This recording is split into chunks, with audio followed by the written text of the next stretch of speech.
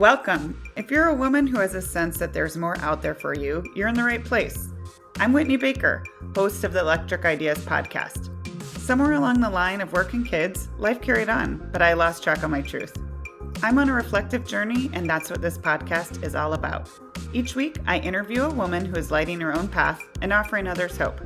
Before our conversation ends, we'll share a reflective question for you to explore. Sometimes all we need is a jolt, a fresh idea, an aha moment that connects us to a sense of possibility. This, my friends, is what I call an electric idea.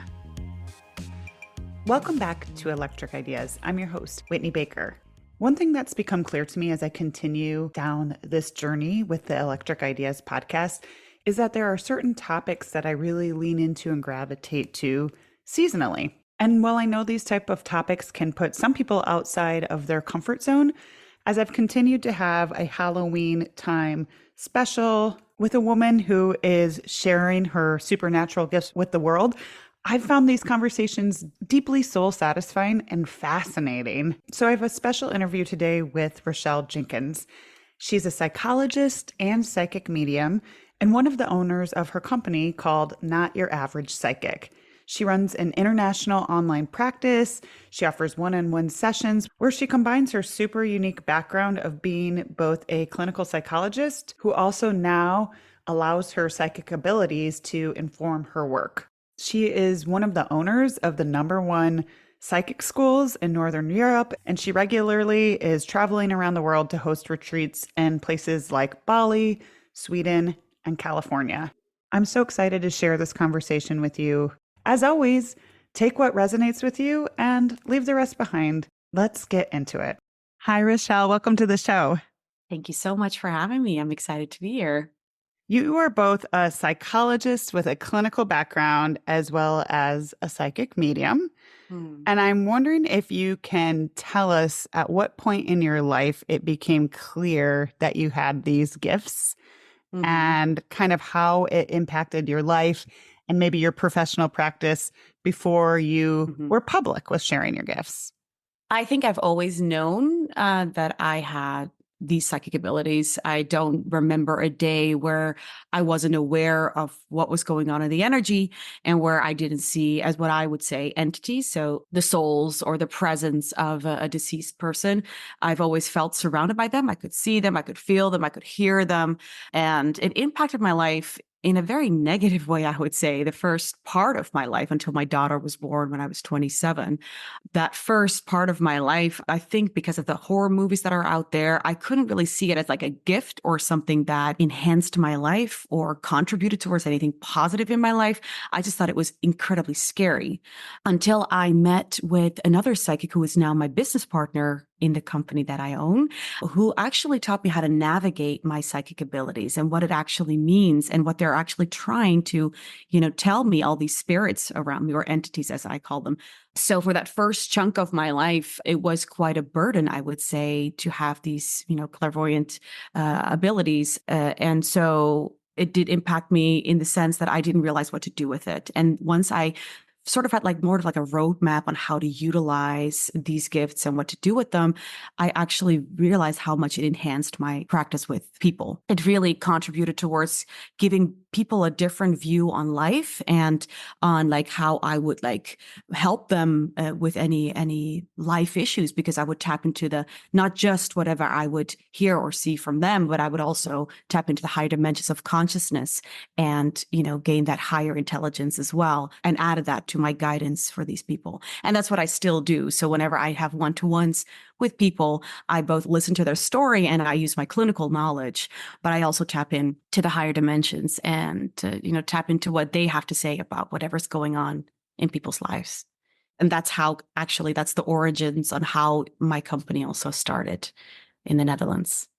That's so interesting. I'm curious, when you were, either now or in the past, when you almost were trying not to listen because you were focused on your work, because I totally understand that fear of maybe feeling rejected, not only by your peers, but professionally, if you're coming out and sharing. I'm sure that took a lot for you to traverse.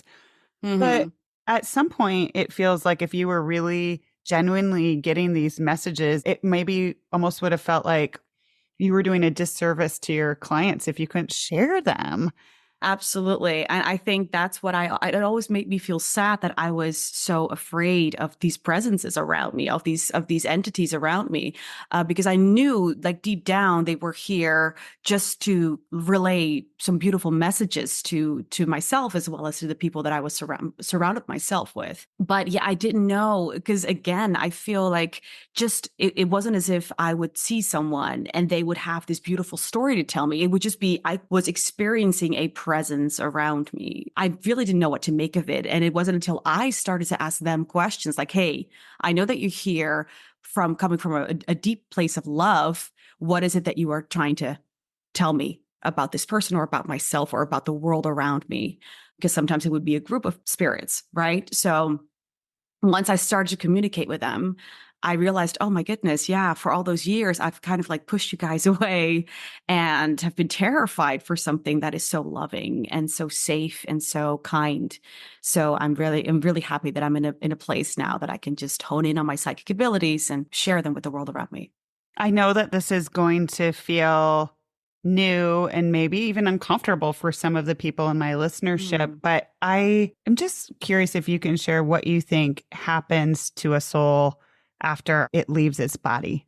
Yeah, that's a beautiful question because that's actually, I deal a lot with near-death experiences or people that are in hospice care. So people that come to me towards the end of life and ask me, hey, is there any way that you can make me feel more comfortable about the final stage of life because I'm so scared to move on to the next stage. And so whenever I speak to, okay, let's say dead people, right? If I speak to them, for instance, my grandmother who passed a year and a half ago, I recently had a beautiful conversation with her about, like, okay, tell me what happens. Will we fully understand? No, because our human brain can't fully comprehend that type of high intelligence that it requires for us to fully understand the concept of death. But death in itself does not exist. We always remain because we're energetic beings first and human beings second, right? So our energetic body, our soul, never ceases to exist. And once we close our eyes for the final time in this human incarnation, our current human incarnation, we immediately get that. We're like, for Pete's sake, I'm more than this human vessel. I'm a soul being, and I've just finished this human experience. And that in turn, that human experience that we have creates expansion of the universe, right? So that's how I've had it explained to me. Every time a life ends, your soul body expands. And with your soul body expanding, in turn, the universe expands as well. It seems like a big part of your work is really first encouraging women to connect with their highest self, their soul, whatever anyone chooses to call it. A lot of my audience, I did a quick survey and I kind of was like, what do you guys want to learn? And a lot of people wanted to know how you know what your soul's mission is on this earth. Yeah, I think that's the number one question. It's why people come to me. It's with the question, am I fulfilling whatever purpose I have in this life of mine? Because at the end of the day, every single one of us, we're creators, right? We're here and we chose this human incarnation to create. So when we feel we're not doing that, we feel like we're not fulfilling our destiny, our purpose. But the thing is though, whenever, whatever I just said about when you leave your human vessel and you return to that energetic body that is always connected to you, even in this moment while we're still alive, you do realize that it only takes for you to breathe to fulfill your destiny, your purpose. Your presence on earth, you just walking around, breathing and smiling, is you fulfilling your purpose. And I feel like there is such a huge burden on a lot of us. Like, am I doing what I'm supposed to be doing? Am I in the right career path? Should I change jobs? Am I supposed to stay with this person? Yada, da, da. It's like, you're doing exactly what you should be doing right now. And you're exactly where you should be in life with the people that you're surrounded with right now. Do I feel that we're also here, especially in the Western world, where we get to have that choice, right? Where we have that freedom to choose, okay, hey, in this moment, I want to be this person. But maybe next year I want to become a doctor or a surgeon or an artist or whatever. Absolutely. I feel that we do have an obligation to our soul body, to our souls, to make the most out of life, right? To have the absolute most fun with ourselves, because life ultimately is between you and you. So purpose is, it's a big word, but it also kind of, whatever I've seen with, when I work with my clients, it's all about, how does the world around me view me? That's not what life is about. It's how you view yourself. And, it's all about you becoming your biggest, greatest lover, your best friend, and the person you just want to hang out with the most. And so I always tell people, follow the illogical route of your soul that might not make sense, but is guaranteed to give you a lot of joy and love and self-love. That's where it all starts. And once we are instilled with more self-love, a lot of aspects of the rest of our life become more clear to us. So fulfilling destiny, your purpose, it's tricky, because I feel like at the end of the day, I know from all of these stories, from all of these beautiful spirits who have passed on and moved on, hey, Rachelle, it was all about you having fun with yourself. It's all about you living and breathing and loving on people and people loving you. So we're all succeeding at life, is what I'm trying to say. That's a beautiful reflection. I mean, honestly, it reminds me of some of the topics I've been teaching with my clients lately. Like this week specifically, it's on my heart where we're doing a unit on play and kind of living in the moment and having lightness. And I think kind of in our adulting world, I know you're a mother too. I feel like finding purpose becomes something else sometimes for women that becomes like so serious, like something I've got to get out there and do. And I've really found in my own life that that energy is not the energy where magic and miracles and breakthroughs are born from. Usually not. No, it really isn't, because it's what you say. I mean, I've got two teenagers, and at the moment I'm just going to all these different open houses and trying to keep them safe and monitor where they're going all over Chicago. So, I don't know, you don't always have the time to fully focus on yourself, right? Which I also feel is a beautiful blessing when it comes to parenthood. The fact that you can't always over focus on self. I don't think over focusing on self it does anything for anyone, to be honest, because we do live in a world with other people. And the beautiful thing is, and especially when it comes to our children, there are most important guides in this life. So it is almost as if the more time we spend with them, which is not always possible, but the more we allow for their guidance, the more fulfilling our life becomes too. So that overfocus on self can also lead to some stagnant energy in everyone's lives. I'm glad you bring up your relationship with kids. I know that relationships is something that you get tons of questions about. And I like you've talked about relationships being our greatest spiritual assignment. Can you explain that a little bit?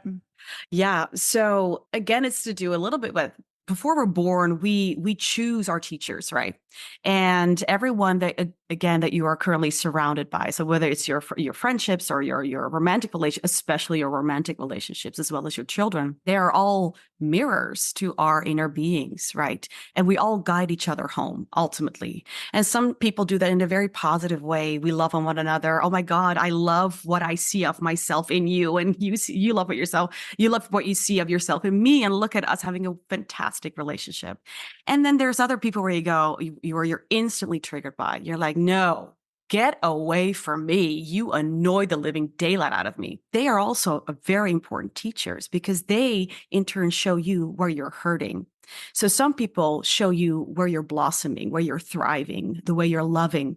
And others, they show you where you're hurting, but they're equally as important to your life, to the trajectory of your life. So absolutely. Again, it's what I just said. We did choose to reincarnate on a planet that is filled with other people. And there's quite a lot of us now. There's quite a lot of human beings. And I think I said to my business partner yesterday, I said, life can sometimes feel like one big trigger party. You go through your day and you're like, oh my God, I get triggered by everyone right now. And it seems like such a curse. What a terrible day.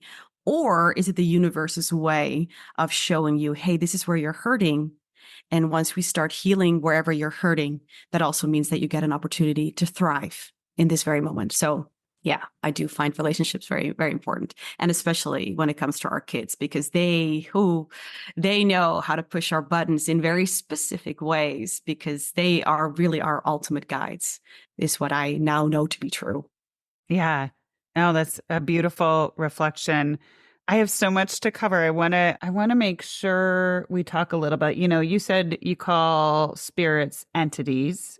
A lot of people are curious about signs. I've had some grieving in several of my communities recently, and I feel like it's just the age we're at where more and more people are Mhm. experiencing loss of someone they love. And sometimes it's someone expected, maybe an older relative, and it's still nice to feel like you have that connection. And Mhm. sometimes it's unexpected and it's hard to make Yeah. sense of things.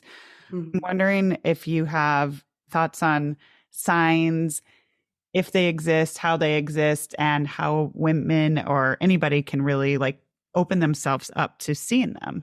So I do one-to-one sessions, but I also own a psychic school, and I think that's actually a big chunk of the work that I do is teaching for my psychic school, and absolutely love it. And the first mantra that we have everyone repeat is believing is receiving. So when you don't fully believe in it, they're going to find it really, really difficult to communicate with you. So, that believing is receiving. And how do we believe more? Well, it's usually is reconnecting with our inner children. When we were children, we believed everything. We believed in fairy tales. We believed that we could be anything and anyone at any given moment. And once we started getting to adulthood and trauma and conditioning, rushed into our lives and flooded our awareness, we stopped believing in magic. And that is definitely the number one rule, I would say, is to believe, and then you can receive. And again, what that requires is the sentence, I'm an energetic being, I'm a soul being first and a human being second. And once you start realizing and repeating that sentence to you, I'm a soul first, I'm a human second, you perhaps can maybe view your human entity, your human vessel from that third person perspective, from your soul's perspective. And once we start to realign with that soul's perspective, we start to realign with all of the other souls in the universe. And that's when we can reconnect with them and communicate with them more clearly, coherently than if we stay in that human perspective. And I believe that actually right now we're in such a huge shift on this planet where all of us are being asked to step in that third person soul's perspective more often than not. It's so important for everyone and everything, and especially for everyone's happiness. But that is definitely how you more easily receive messages from the great beyond. What are some of the most common themes people share from the great beyond that Mm. I'm sorry if my language isn't perfectly No. articulate at this, but like when you're channeling messages, if that's the right word, from the great Yeah. beyond, like, through individuals, what are some of the most common things that people who have passed want us to know? Mm. You never stop existing. This is one of billion reincarnations that you're going to have or that you're having because time does not exist. I am now omnipresent again. So once we detach from our human vessel and we realign with or reattach basically fully to our soul beings, our soul, we become omnipresent. We understand that there is no such thing as time, and we can see everything and everyone in like one glance. Right. So not only does your, say, deceased loved one is still here, very much around you, they can see everything that happens in one moment. That again, we don't have the cognitive ability to comprehend this, to understand the workings of the universe fully. And at the same time, just bringing attention to the fact that that is you. That is you as your most authentic self. You are a soul. And you can, in a way, before you die, already have that fulfilling experience of being so much more than feeling so much more than just this human and being stuck in this human. So that's a really important message that I get. And again, what I said, whether sometimes we look at life and we go, oh, that was an unsuccessful life, especially when it comes to suicide, which is a big topic again that I've experienced it myself in my family. And, I help a lot of other people who have lost a loved one due to suicide. There is no such thing as something going wrong. Everything as is as it should be.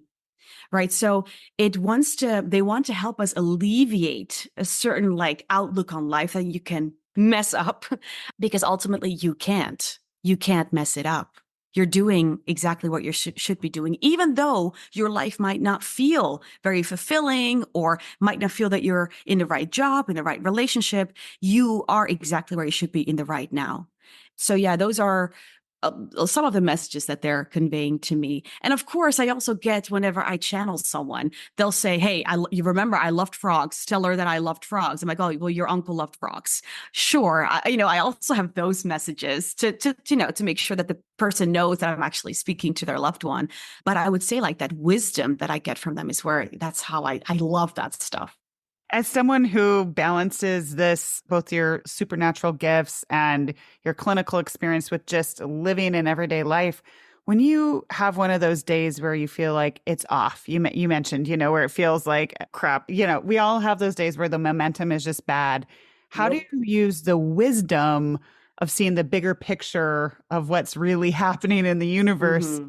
to kind of snap yourself out of it, shift your energy, and, Mm-hmm. not get in a total downer mode?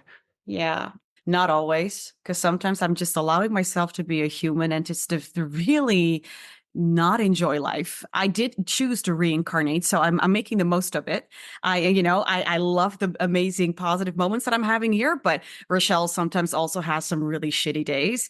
I don't dwell in them, but I do accept them because I know that if I'm hurting and if I am suffering in any emotional or physical way, it is here to guide me. It's not here to block me or stop me. I know it's here for a higher reason. So it's always there in the back of my mind. But what I do usually to get out of my funk is I follow that illogical route of my soul. I ask my inner child, "Hey, Rochelle, what would you do now? What would you want to do? Is that eating a piece of chocolate cake, or you want to sing a song, or you want to dance around the living room?" And I do those things. So my poor neighbors do have to hear me sing quite a bit. Yeah, I am also an artist and a vocalist as well. So it's part of my other job as well. But at the same time, I'll do things that are crazy to other people and very unproductive. I feel allowing yourself to be unproductive and having fun with yourself is the key to happiness. Because for some reason, like being on earth, we've been taught to constantly be productive and build towards something. I just also want to be happy with myself at some time. So the other day I had like a panic attack. I get quite a lot of those. I can be quite panicky. And I went to the spiritual store and I built a new altar for myself where I meditate, where I bought some candles, and then I danced around the living room to Whitney Houston and I was happy again. That's so funny. Yeah. I danced to Whitney Houston before I got on this call. Hey, Whitney. She's here with us, right, Whitney? Right, Whitney? No, but seriously, those things help. I feel like that's also the divine feminine energy, Mhm. is allowing yourself to be, to have fun with yourself in a creative, not always productive, logical way. Just create, just be with yourself and do things that just make you happy in that very moment rather than, "Oh, well, this has to make sense and that has to lead towards something." It didn't do this planet any favors up till now. So I feel like it needs a radical change. You're speaking my language. I love all those personal examples. And I feel like it's also a practice for receiving instead of just doing.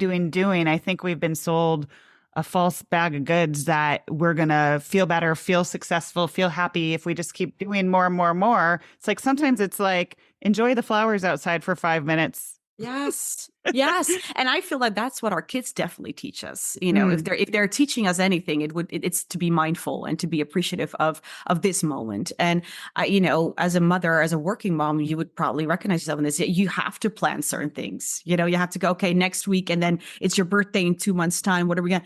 But your soul is literally like, "Hey, you don't have to do any of those things. Things will also fall into place organically and naturally if you let it go." God, a huge life lesson for me, because I like to, Rochelle, my human vessel, she likes to have control over everything and everyone. So yeah. Yes. Oh, such a Yeah. life lesson for me too. I always say I can tell when I need to take a break and receive when I'm trying to control way too many things and overplan. That's like the worst version of me. And I'm like, okay, let's put you in a garden for a minute, girl. Really, I get you. I see your panic and I understand why, but you know what? Shush, just shush Yes. for a little bit. Yes. Yeah. I know that we're coming up a little bit on time, but there's one big topic that Mm. I really want to make sure we touch on because it's actually something I've never even touched on in the entire podcast. And that's your work with past life regression. Mm. I know that some people are going to be like, I've read about this or I've done a session, I understand it. And some people are going to be like, what is that? Wait, whoa, So, yeah. whoa. No, I get So that. let's Mhm. start with just a brief explanation of what that even means.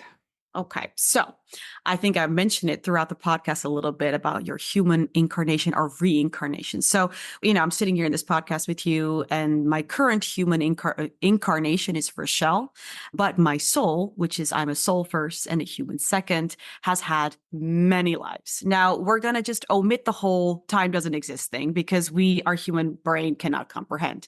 So you have had billions of other lives on this planet and elsewhere in the universe, because we would be foolish to think that we're the only planet with life on it. So we've had multiple reincarnations. Now, our vessel changes, but our soul's mission does not. Meaning, in all these other lives, I've done kind of a similar line of work. I probably helped somewhere in the 16th century, maybe as a dude. My name was maybe Kirk, whatever. And I help people, understand their own psychic abilities. I helped guide them through life by placing the subtitles coming from the higher dimensions. I was maybe in some form, shape, or way a psychologist as well. But I was doing all those things. But the vessel itself changes, the circumstances change. And why this is so important is because when I do past life regression readings with people, I usually ask them, or ask their incarnations, what did you do? Give me the laydown. Like, I want to know what you were doing there in somewhere in Brazil in the 18th century. And usually they show me, and I pass that information on to them. But what is also actually the most important reason to want to do a past life reading is to clear karma, is to clear your karma. Now, karma's got a very negative reputation. What goes around comes around, but karma actually means that the universe keeps placing people and situations in your physical reality to give you the opportunity to heal trauma, past trauma. So when you happen to, be in a session with me, I usually also ask you, how did you suffer? Or how did you come to pass? How did you die, basically? And that helps people. Usually they all have like a aha moment. Oh my God, I died in a fire. I can tell because I'm still in this life very, very scared of fire. Or I don't know why I can't really commit in my relationships. I've got this fear of commitment. I can't really trace that back to my childhood or to anything that happened in this life. And I usually help them understand it has to do with other lifetimes or something that happened in a different vessel of theirs and different incarnation. So it usually leaves people like, just with a relief. It relieves them of a certain burden and certain traumas, but also gives them a clear insight on what they have to do in this life. And again, that's not how do you become successful, but more how do you become the absolute happiest version of yourself. So that's usually what I do during my past life readings. Yes, that's a lot. Just to reflect a small piece back to you that I'm kind of digesting. I mean, if someone Yes. felt Any like, questions? well, Mhm. it kind of feels to me like I know this on some certain level and I've read it but I just haven't articulated it like this, that we kind of just keep coming back to Yeah. earth with a soul assignment. And if there's Yeah. there's rubs, I'm going to use that word. It's Yeah. coming to mind. Yeah. If there's a rub that we never address, that it's likely in future versions of our time on earth, we're going to see that rub till we do something about it. Absolutely. Yeah. And sometimes we don't have enough awareness to realize it's a pattern. And it seems like past life regression would kind of be like, okay, Yeah. this is Yes. a familiar story, friend. This is exactly. That's exactly what it is. It's very the workings of the universe. They're very complex and they're extremely simple. They make sense, right? It makes sense that if we know that everything is energy and trauma is energy, and we don't do anything with that, we now know that energy doesn't cease to exist. So if we have a trauma, a physical, a mental, an emotional trauma, it doesn't heal. It doesn't just go away on its own. We have to bring awareness to it, especially when it comes to emotional trauma. So if in this lifetime, for instance, I don't have the space, the time, the awareness to bring conscious awareness to that trauma, I just bring it to my next life. And that's just the way it tends to work. I initially said, like right now in the Western world, yes, we get to work on ourselves. We get to dive deep. We get to fly high. We get to figure out who we are in our essence. Beautiful. But there's also huge parts of this world where we can't do any of that. So can you imagine, like in a poor stricken country, these people, they do have some trauma. And I will see this. I go, hey, I can see that there's been a life in India where you were in a lower caste and you suffered financially. And then they bring that financial trauma into this life with them. And we can really heal that, and we can set that free so they can, also enjoy some more financial prosperity in this life. And that's just an example. Yeah, no, that's a really clear example, and I appreciate it. That makes a lot of sense. And I know that's going to give people a lot to think about. What's your best advice for showing up in this current life authentically? Yeah, that's because I'm still, if I'm being very honest, I find it's a work in progress, right? Because overcoming our conditioning and our trauma from this life, because we were all taught to fit in first and then be our authentic self second, right? And reversing that takes a little bit of time, but unpacking it really gradually and slowly by doing something every single day that might not make sense, but really instills you with joy is really the way forward. And again, that doesn't have to feel comfortable. I do very much believe that discomfort, especially when it comes to like showing up for ourselves and doing it, engaging in things that our soul's asking us to engage in, they sometimes feel a little bit overwhelming. Just right before I started this podcast, I posted a video of myself singing and doing my vocal warm-ups. Freaking hate it. I hate it. But I also know this is good for you, Rachelle. You enjoy doing it. Share this with the world around you.